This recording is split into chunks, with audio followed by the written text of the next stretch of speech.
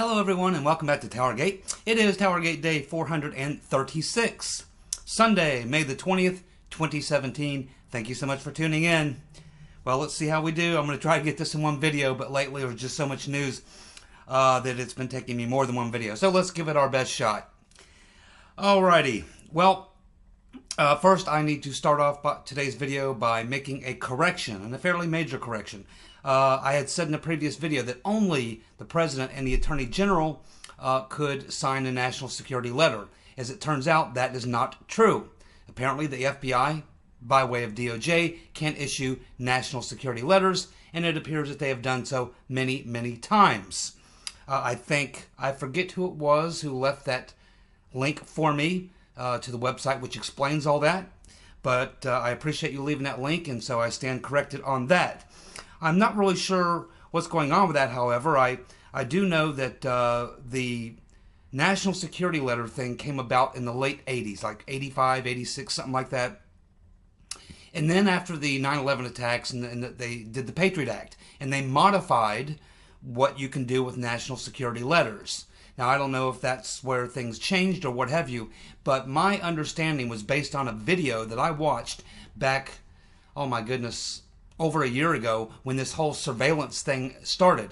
And I was watching a video with Larry Klayman from Freedom Watch or something, and he was on Newsmax, and they were talking about the surveillance, and he was talking about the types of surveillance, and from that point there was a conversation where Klayman, I believed, was talking about the fact that only the President could do a national security letter. Now, obviously, I am mistaken, because Klayman wouldn't make that mistake, I don't think. So either I didn't understand what they were talking about something else, or I just got it wrong. I'm not really sure.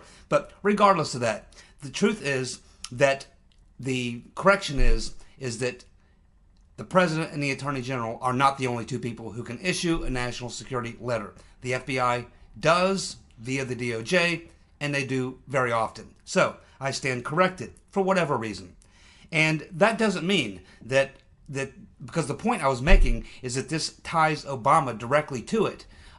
He can't sit back and say, well, I didn't know anything about this surveillance going on. It was all going on without me knowing about it. I heard about it on TV. No, this doesn't, just because he didn't sign this national security letter doesn't mean he did not know about it. And it doesn't mean he's not involved in the overall plot. Of course he is. I mean, we have other evidence. Of course, we know that in the Strzok and Page text messages, we had one conversation where Lisa Page is telling Peter's been stroking us about the fact that she's preparing to go to this meeting with the President. She's getting all her, ducks in a row, and telling Peter's been stroking us that the President wants to know everything. We also know that John Brennan was putting information into the President's daily briefing, and the information was coming from these data searches and the surveillance that they were using. So clearly Obama knew how they were retrieving this information. It wasn't just blowing around in the air. They had to have authorization to go pull it out of the air, if you know what I mean. So no, Obama not by a long shot. And as we get more and more evidence, it's going to become quite clear, I am sure, that Obama was deeply involved and knew everything that was going on. Everything. This will be proven when we get to the bottom of this rabbit hole, or close to the bottom. Whether we get to the actual bottom, I don't know. I think it's a bottomless rabbit hole. But we'll get deep enough that we will definitely learn that Obama, and prove that Obama was knowledgeable about everything that was going on. Everything. Okay. Well, as most of you know, the New York Times, they have followed up their first article that we just spent a couple hours on, or over an hour on, day before yesterday, I guess Saturday, talking about that first article, knocking it down, debunking it practically line by line. Not just me, but many other people knocked that article down as a hoax, and obviously written by other people, not written by the New York Times. No way. That article was written by people in the State Department working on behalf of their friends, And this article is exactly the same. So after they put out their article, and many people, including myself, come out and knock the article down and point out how ridiculous it is, they come out with another article to try to save themselves from the first article they wrote. And all they do is dig themselves a deeper hole and reveal even more information. But the biggest piece of information that they reveal in this second New York Times article is they essentially reveal Mr. Halper is the source. Stefan Halper is the source. Now, they don't come out and say Stefan Halper is the source. What they do is cite his credentials again, and throughout the piece, they use the fact that the source, in London, a Cambridge professor, who's worked in the past for the CIA and the FBI. So they keep telling you basically everything about the guy except for his name. But there's only one person that meets all the criteria, and that is Mr. Halper. And everybody knows who it is. They've known who it is since the day after the Washington Post came out and said there was an informant, which Devin Nunes already knew. That's why they had to come out with it, because he was pushing. So all these two articles really are an effort to get ahead of what they know is coming. Because obviously they have friends in the Department of Justice who are still there, who are probably telling them, hey, we know what the IG's been looking into. We know what he's got. We know what's going to be in his report. We know for a fact that it's probably going to come out that there was a source, and probably going to come out who it was. So they're getting information. The perps are getting information leaked to them from their buddies who are still over at the DOJ, who are telling them what the IG report is going to say and what's going to be in it, so that they can provide their defense, so that they can get together and try to put together some way of defending themselves against liabilities for criminal wrongdoing. So another thing that's funny about this second story is they literally try to make the case. They literally try to make the case that Mr. Halper was actually doing Trump a favor. Oh yeah, Mr. Halper was there to try to help Trump and protect him from having people in his team from being infiltrated by the Russians. They were so concerned about Trump. Mr. Halper was only there to defend and help Trump. Yeah. By going after and trying to set up two very low-level, unpaid campaign volunteers that had nothing really to say about his policy or anything else. They weren't part of his policy team or anything else. So it's all a huge joke. But let's go ahead and get into some of my notes from the story and see where we go from here. Okay, so the New York Times has followed up with another story, and they essentially have outed Mr. Halper. There's now no longer any question after this New York Times story that the name Stefan Halper is the source. You will now hear that. You won't hear people saying, oh, I think I know, but I'm not going to say it. You will now hear the name Stefan Halper every day for the next however long this goes on. Okay, so the name is out. Thank you, New York Times. Okay, so the article, like the previous article, sounds like it was written by Comey, Yates, Mary McCord, Brennan, and Clapper. And I'm sure that it probably was. They probably got together, decided, okay, we all have to get together, circle the wagons around us, and point the finger and put it all on the counterintelligence operation that was going on, and limit it to those people and try to insulate ourselves. We have to stick together, or we're all going down. That's what this piece and the other piece seems to want to do. It wants to protect certain people and place the blame on others. And the people who appear to be getting protection from these two articles in the New York Times are Comey, Yates, McCord, Brennan, Clapper, and there's probably a few others, but they don't mention anything about McCabe. So he's probably left swinging in the wind because they probably don't know which way he's going to go. Is he going to sing or cooperate?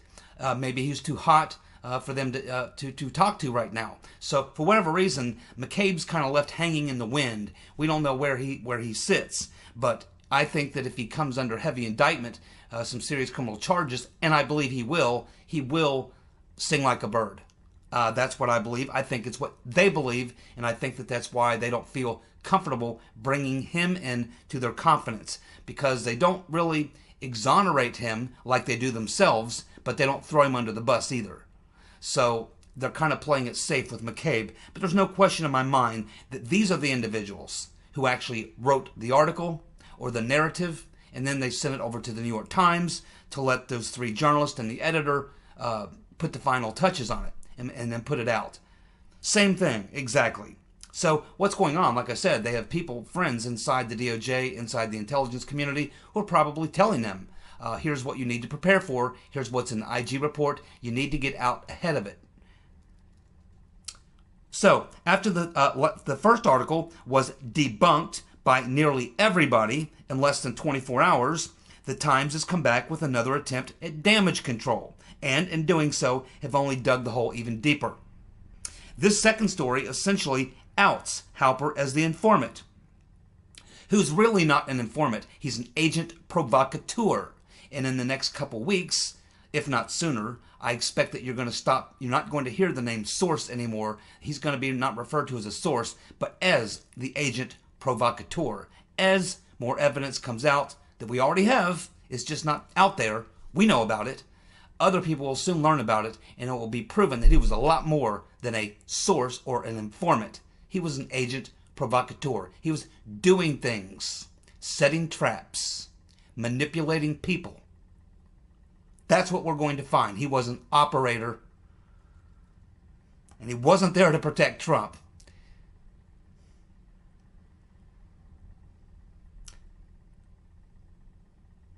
They never really say directly, of course, but they do it in this way. For instance, there's a couple lines I wrote down here where they say, the Times says, quote, the informant, an American who teaches in Britain, an American who teaches in Britain, yeah, at Cambridge, and they mentioned Cambridge at least once or twice in the article. Then they go on to describe how the informant met with Papadopoulos and Carter Page. Well, we know that Halper, as far as we know, is the only person that has met with not only Page and Papadopoulos, but also Flynn, and claims to know Manafort, contacted Gates, and others. So he's connected to everybody, and he's the only one that meets that criteria, and the New York Times knows it, and the people who wrote this know it. It was their intention to confirm Halper is the man. He is the source. That is what the point was. So yes, Halper's the only person that perfectly fits the description they have given, that had contact with nearly everybody connected to the plot. This second article, and the title of this article is FBI Used Informant to Investigate Russia Ties to Campaign Not to Spy on Trump. Boy, oh boy. So why has the FBI and the DOJ fought so hard to keep secret the identity of the informant? Why have they fought so hard to keep his identity secret? It's not because of national security. This had nothing to do with national security. There was no Russian collusion, and they know it. So why did they want to keep that name from Nunes? Because they know that basically once his identity is confirmed, that it won't take long to prove that the informant was actually an agent provocateur based on his activities that we're going to find were happening long before July the 31st of 2016, which we're told by the FBI was the effective date that they opened the counterintelligence operation to look into Trump-Russia collusion. Meaning that the informant was already in play before the investigation was launched. And if the informant was in play before the investigation was launched, that blows up their entire theory or their excuse or their alibi for why he was put in there. And you can't just, the government just can't be launching informants into so-called investigations without some probable cause. The government can't just say, oh, yeah, I'm kind of curious. That group of people over there, they look kind of suspicious. I don't know what they got going on. Let's go ahead and put an informant in that group over there and just kind of see what's going on. It doesn't work that way. Again, I went through the entire process yesterday of what you have to do with an informant. And hopefully, Mr. Gowdy, who should know these things, has already requested the file, which will show us exactly what date, his effective date, that he was brought in, and all the pay stuff that's involved, all the notes between him and the people he was reporting to, which is mandatory that you've got to have all this. So, we'll wait and see for that to come out. Now, that's usually very, very closely guarded, but under the circumstances, I think it's warranted that we learn about it, or that at least ways members of Congress with the security clearances learn about it. So, why did the Times out Mr. Halper now? Well, probably one good reason is because it's already all over the internet. Everybody knows. For the past week, everybody's been saying, well, we know who it is, but we're not going to say. But we think we know who it is. Oh, I know who it is. You've been hearing them all say that. Hannity, Limbaugh, all these guys. Yeah, we know who it is, but we're just not saying right now until it becomes official, until someone actually comes out and admits it. And my guess is that Rotenstein probably still hasn't given Nunes that name, but my guess is this week he probably knew he was going to have to. He knew that Nunes was going to get that name this week. So that's one reason. He knew Nunes and his people were going to get the name. They know it's all over the internet, all over the world. Everybody knows it was Stephen Halper, okay? Stephen Halper. When you look at, once the Washington Post came out and told us, you know, basically who he was, not by name, but his rank, his station in life, what he does, where he lives, who he talks to, what he's involved with. Once you lay out that criteria, there's not too many people that meet the criteria. It didn't take long to sniff out Halper, which was done within 24 hours. That name was out there. And then Kimberly Strassel wrote her piece the next day, and boom, it was off to the races. And within 24 hours, the name Stephen Halper, however it's pronounced, was out there, and they couldn't deny it. And I've been saying for 4 or 5 days now, if that was wrong, someone would have come out and knocked it down. They never did, which is how I knew for sure, 100% for sure, that it was the right guy. So the Washington Post article came out admitting there was an inside source. No one debunked it. And my guess is that they wanted to give Halper about a week or so to get out of town and get himself lost before they finally had to admit he was the informant, or agent provocateur, as he will become to be known here in the next couple weeks. So they've got Halper, and they know what happened with Christopher Steele, and they know that they got to out him.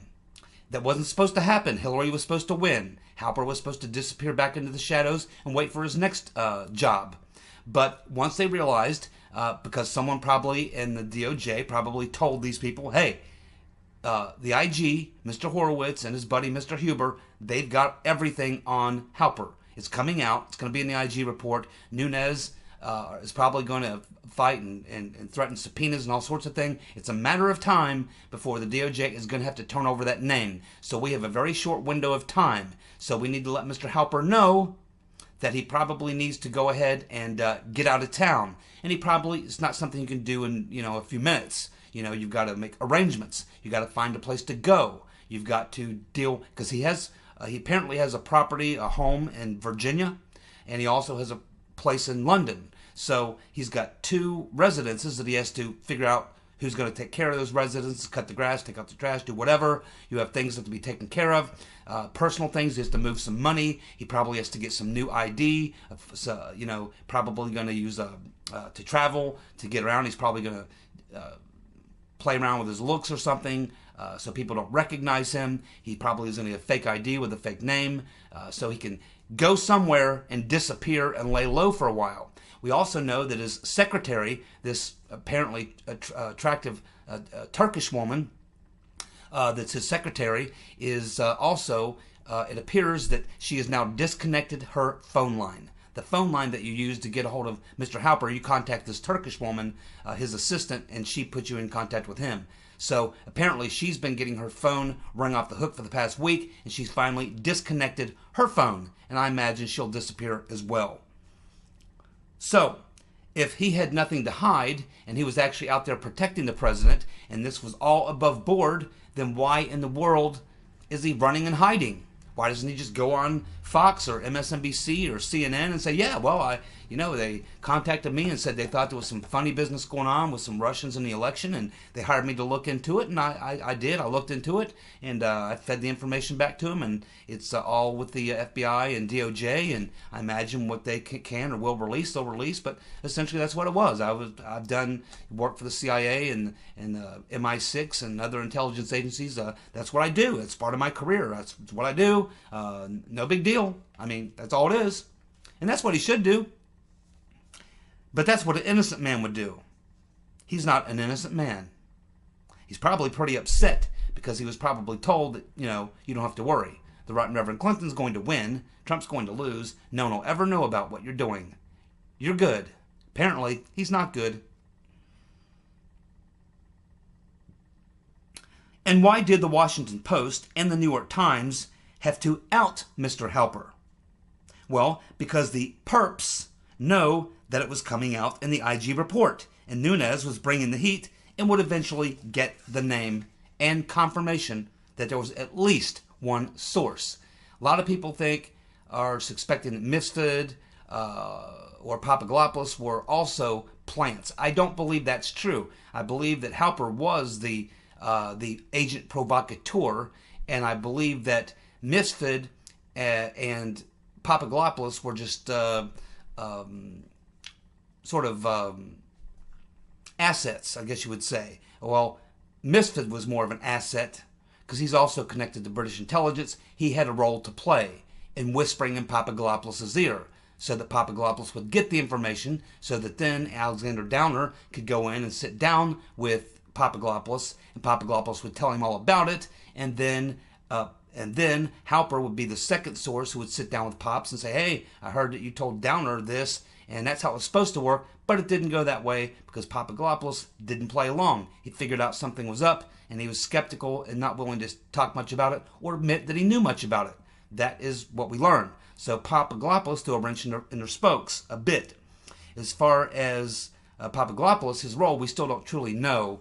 I don't think he was part of the plot or part of the FBI plant or an associate of Misfit or an associate of any of these people here. I just think that they saw an opportunity to use him. I think he was kind of set up almost like Patsy.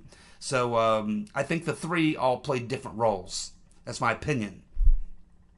Now, the latest article says, quote, law enforcement officials have refused to give lawmakers, Nunes and Gowdy, the documents showing the name of the informant, saying that it would imperil both the source's anonymity, yeah, sure, and safety. The Times has learned the source's identity, but typically does not name informants to preserve their safety. So they typically do not name informants to protect their safety, preserve their safety, but here in this very article, they are essentially outing the source for all practical purposes. They do everything but tell you his name.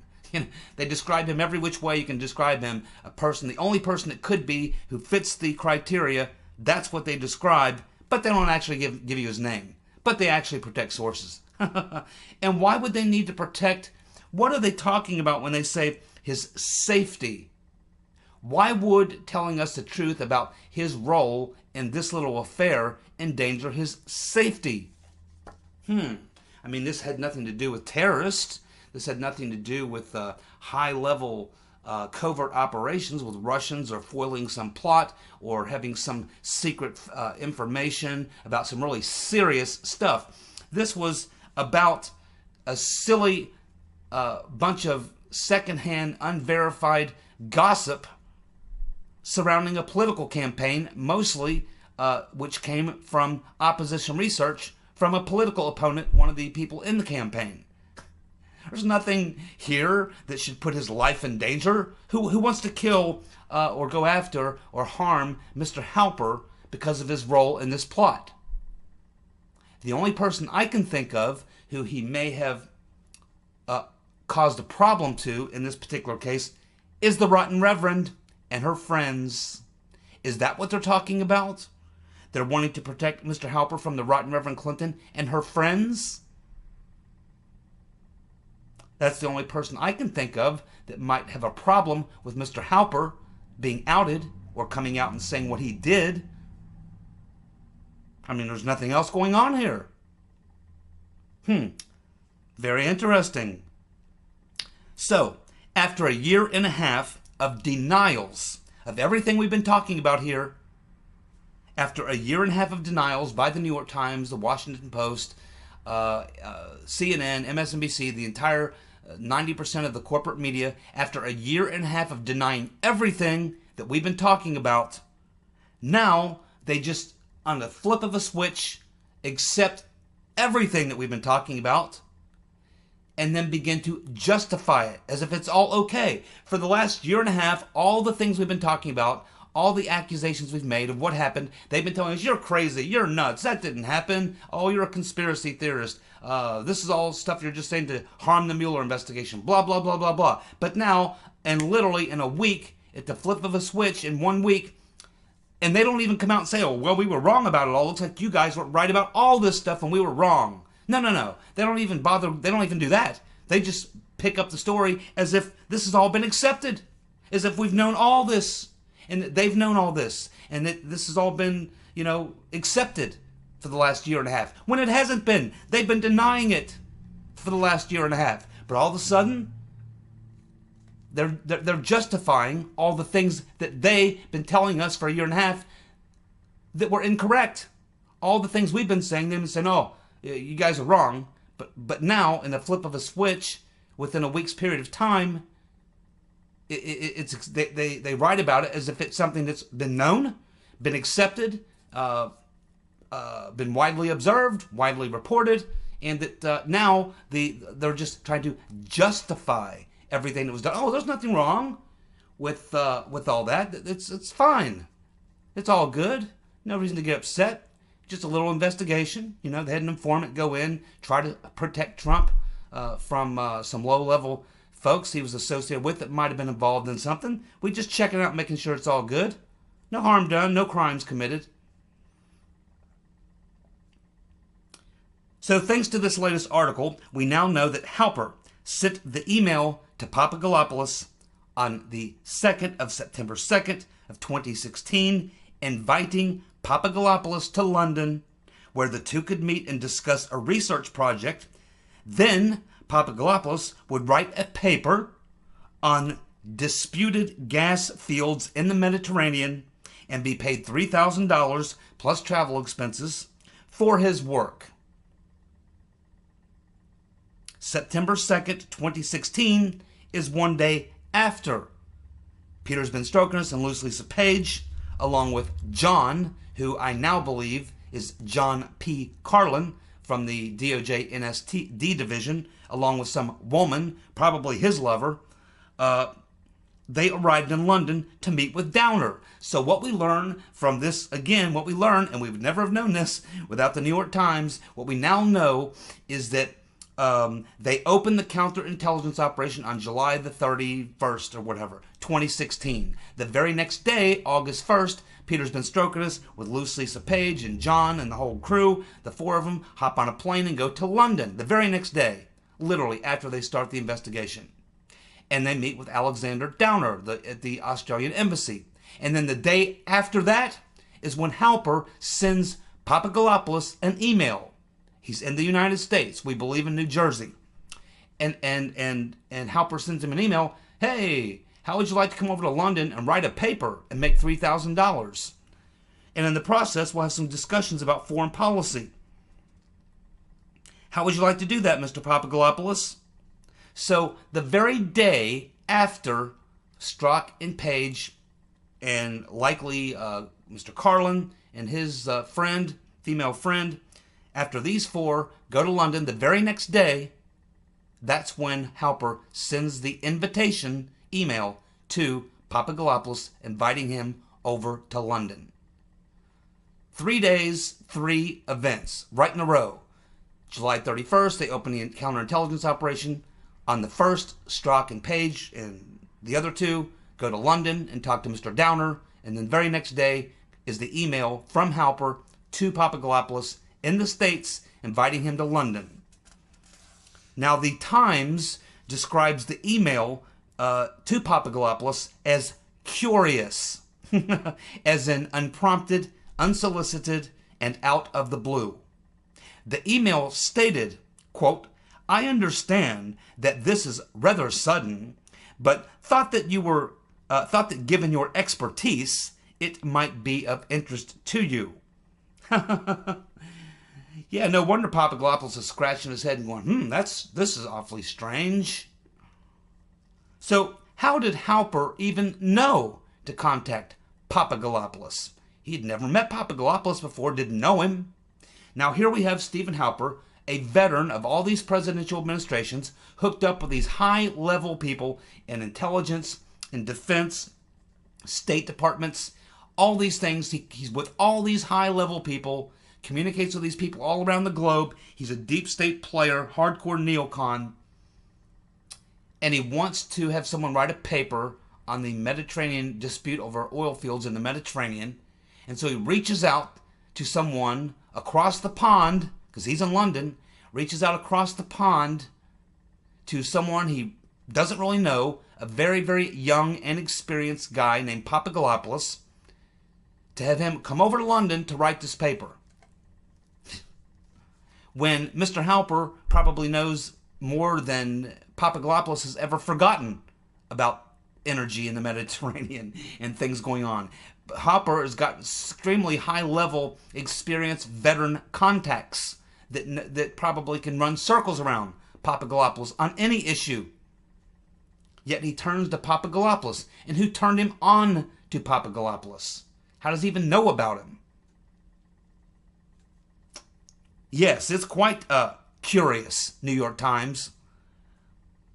Oh, by the way, we've also recently learned that Halper was in contact with Mr. Clovis, who is the individual who's been said to have been the one who brought Papadopoulos into the Trump campaign. So Halper was also in contact with Mr. Clovis, the guy who brought Papadopoulos into the Trump campaign, and not just once.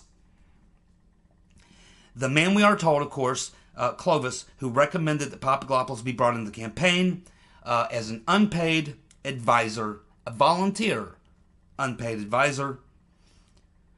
So, what if we find out that Papadopoulos, in fact, was paid?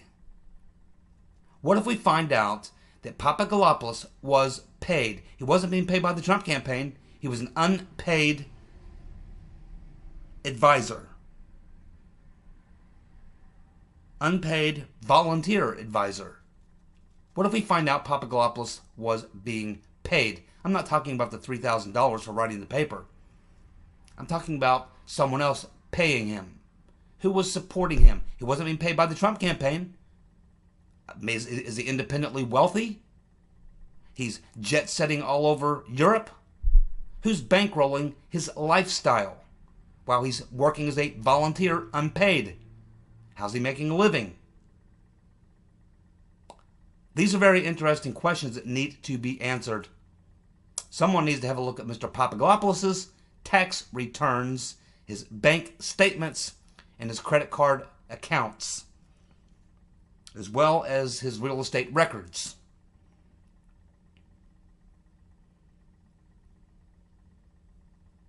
Well, it looks like we're out of time for this video, so we have still a little bit more to go. So yes, it's another 2-video day. I'll see you on the other side for video 2, and we'll finish this up. Alrighty? See you in a minute.